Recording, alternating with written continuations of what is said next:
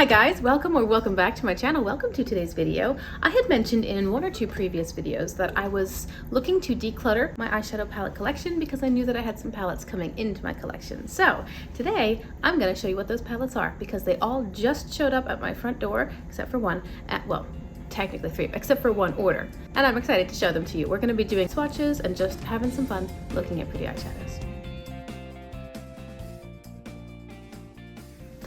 Before I get into that though, I do want to say that today's eyeshadow look was filmed. This is with the Sickly Sweet palette from Blend Bunny Cosmetics. Now, I have in the past done a week of series where I upload a week's worth of videos dedicated to just one palette. In the past, I have done one video per look, usually 4 or 5 looks, and that's the whole week of content. But I have decided to change the format of that because I think that it was getting a little bit redundant, maybe a bit tiring, and I wanted to do something more like using the palette for a full week and then giving you guys a recap of the looks that I did, including mini tutorials for each look. Think about Annette from Annette's Makeup Corner and her makeup diaries, something along those lines. So that is the new format for my week of, and this week I'm filming with the Sickly Sweet palette from Blend Bunny. So this look is going to be coming in a video. I'm not sure if it will be live by the time this video goes up or not, but you can just expect to see this look on my channel pretty soon. Now let's talk about new palettes because I'm excited.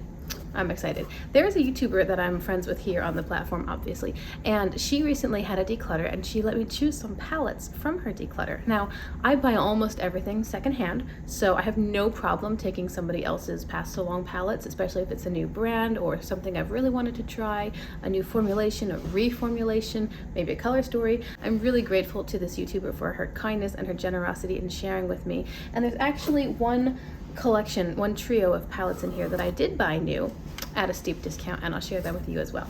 We're gonna do some live swatches because it's fun, so let's dive in. First, I'll show you the order that I placed myself. There was a sale recently from What's Up Beauty, and they had their Desert Monsoon palette, which I think is the first of their 3. They had that one on sale from like $34. They had it on sale for $16.10 or $16.40. 16 bucks for their Desert Monsoon palette.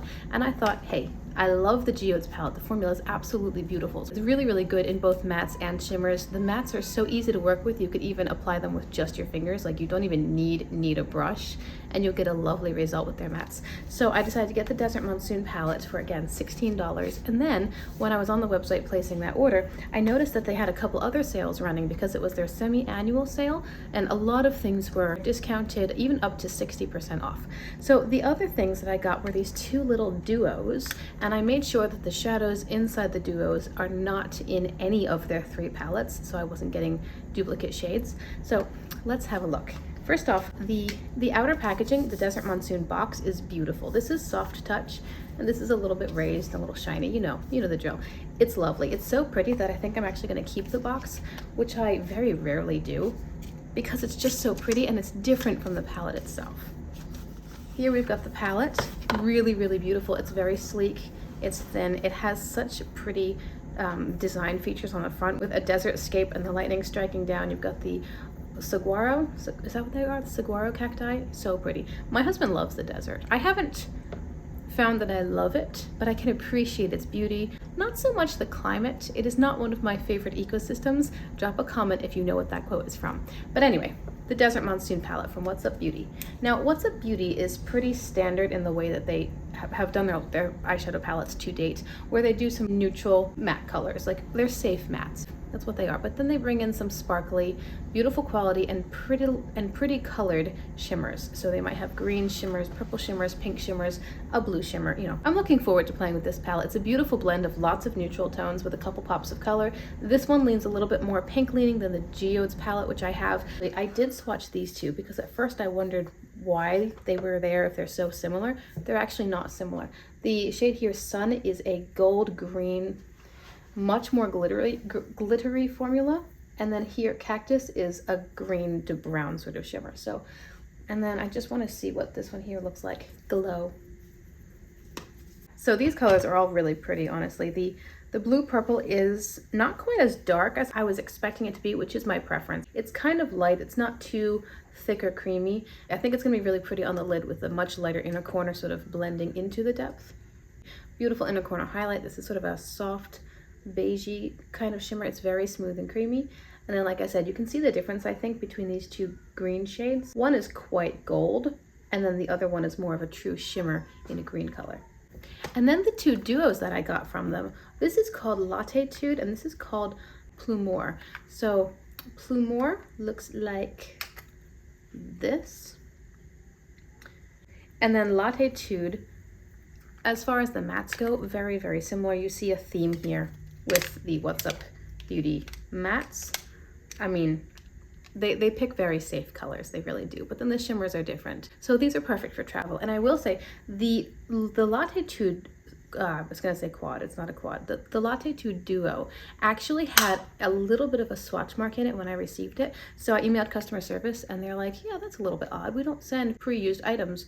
We'll just send you a new one. I may end up including it in a giveaway at some point if I ever hit 1,000 subscribers. So now we're gonna dive into what my friend here on YouTube sent me. She let me go through her whole declutter and be like, just tell me what you like. And so I picked, I think there are 5 palettes in here. I didn't want to be greedy. There were some brands in here that I've always wanted to try and I just haven't had a chance to. And then there was one brand that I knew I loved and I had wanted this palette from them for a while, but it wasn't probably going to happen. So anyway, let's start first with Kaleidos. Now I've wanted to try Kaleidos for some time and I think that I think it's really their shimmer formula that caught my attention. It just looks so light and sparkly.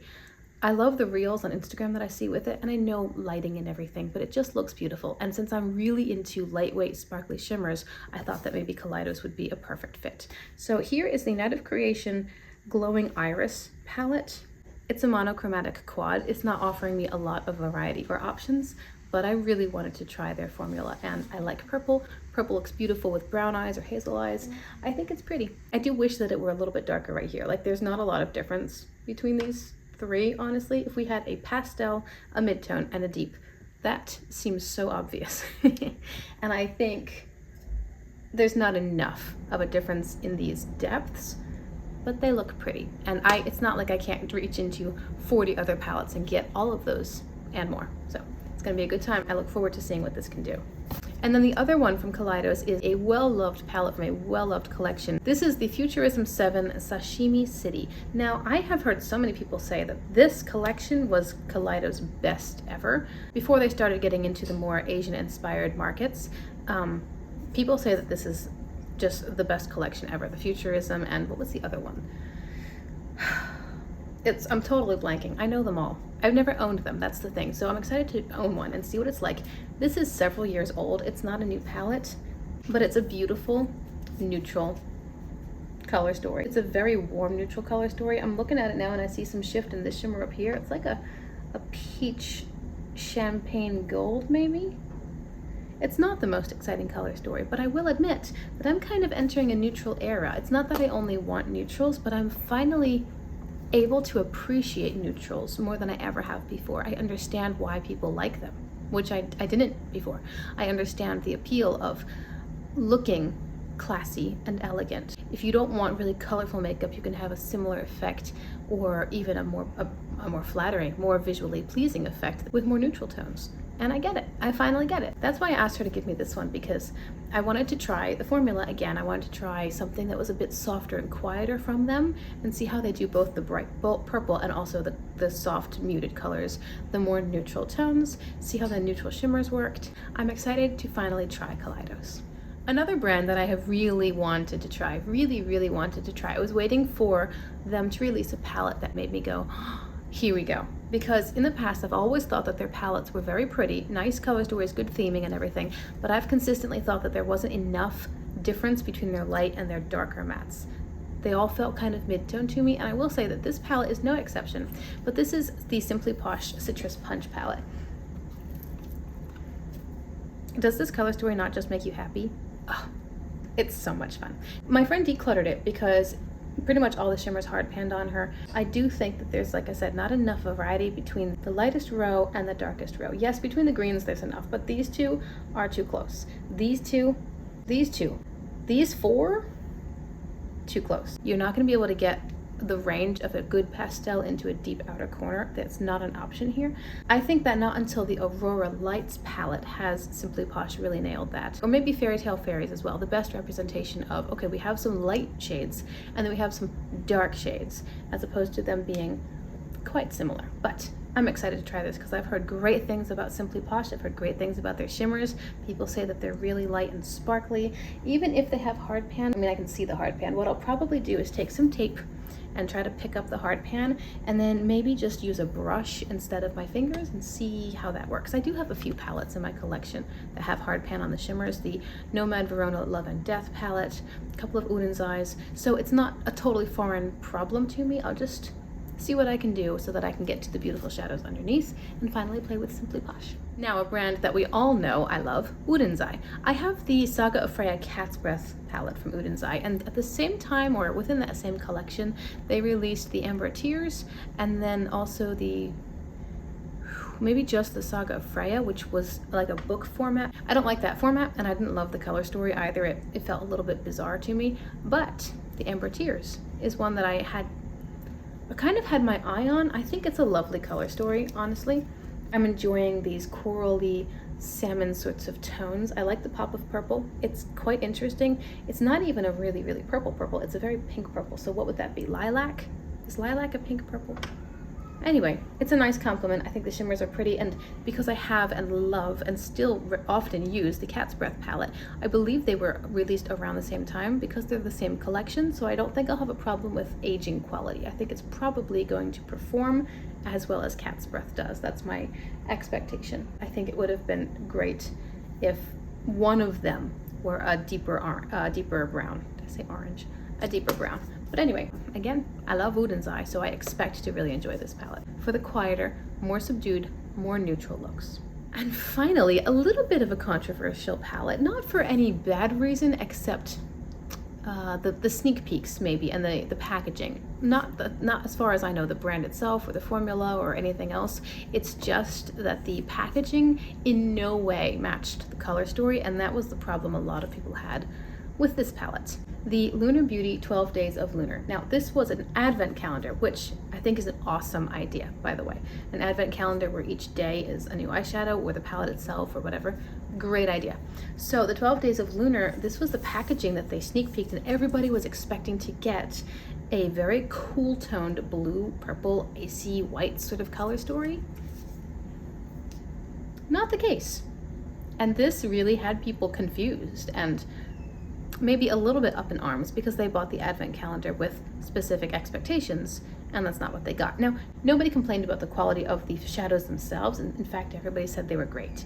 It was a color story thing, and packaging just didn't match. And so there was speculation, maybe he ordered the packaging and then he couldn't get the shadows on time. They had to go for a backup plan B. Whatever the story was, there was some a break in communication. I think the color story is lovely, and it's actually quite different from a lot of palettes that I have because I don't have a lot of neutrals. I don't have a lot of brown palettes. This is heavy in the neutrals, and then a few pops of color, which are beautiful additions to the rest of the color story.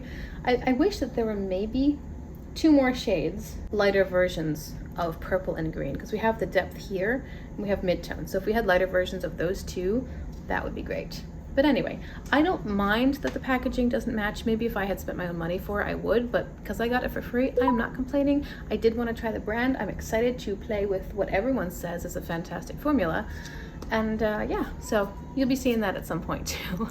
And there you go. Those are the palettes that have most recently been added to my eyeshadow collection. And those are the reasons that I had to do a bit of a declutter, get rid of things that I simply wasn't using, pass them along to someone else. Hopefully they will be a blessing as I have been blessed by others. I hope you've enjoyed this video. Do remember to comment below what your thoughts are. Do you have these palettes? Do you love them? Do you hate them? Do you have opinions about them?